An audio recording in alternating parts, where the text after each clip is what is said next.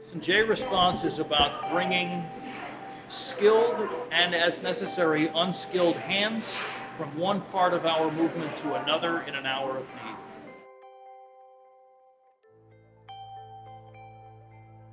JResponse was initially envisioned to help people recover from the storm. The hurricane happens, the act of violence happens, and then we will go help people recover in any way that they can.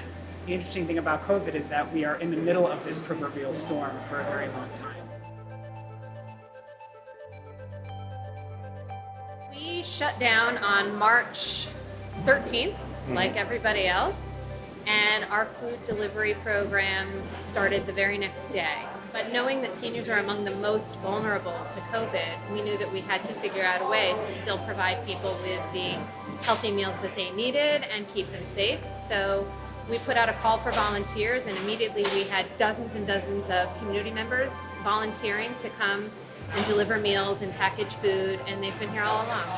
So we have a group from JCC Association wearing our JResponse t-shirts here supporting the wonderful work of the Riverdale Y that are packaging them up meals and delivering daily to individuals in the Riverdale and Bronx and Yonkers area to give them food, because this is the one important way that we need to respond to crisis, the daily crisis that they're having by not being able to get the food that they need because of COVID. And it's one way that JResponse is trying to be helpful and to add value during this difficult time. I was born in Shanghai, right, before the war, before World War II. And there was a community of 25,000 people that were fed by a community kitchen. And for the most part, all we got every day was rice and beans, except on the Sabbath. On Saturdays, beans and rice. And that was the standard fare. And when I see the effort that is being made here to have a variety of food, to make it pleasant, to make it tasty, and considering that people have certain restrictions, I think they're doing a fantastic job. And I'm grateful to live in the city of New York, where there are so many wonderful Jewish and non-Jewish organizations that serve as an umbrella for people who no longer are as functional as they used to be. So far, we've served over 60,000 meals to seniors staying safe at home. We're waiting to hear on a contract to do 600 people 2 meals a day, which would be 1,200 meals a day.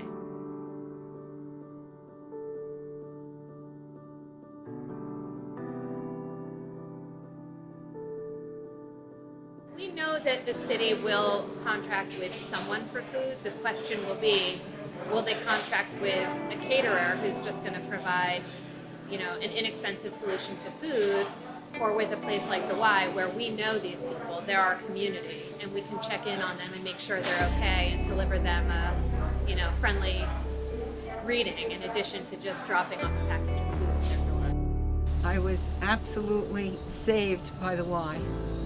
My husband died just a few months ago, so I'm a pretty new widow, and it's very difficult. So I've been totally alone. And the Y link with lunch, the fabulous volunteer that brings me food, she has been an outstanding help.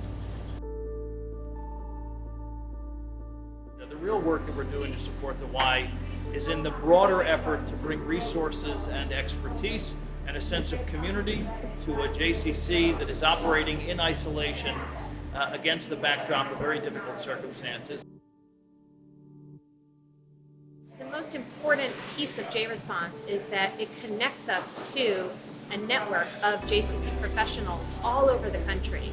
And inevitably, no matter what you're dealing with, there's someone somewhere that has had a similar experience that you can turn to and ask for support and guidance. To me, that's the best part, to know that I can pick up the phone and call on any one of hundreds of people all across the country that will be there just to listen, to lend support, to offer guidance, to share information, and just knowing that you're not in it alone is really very helpful.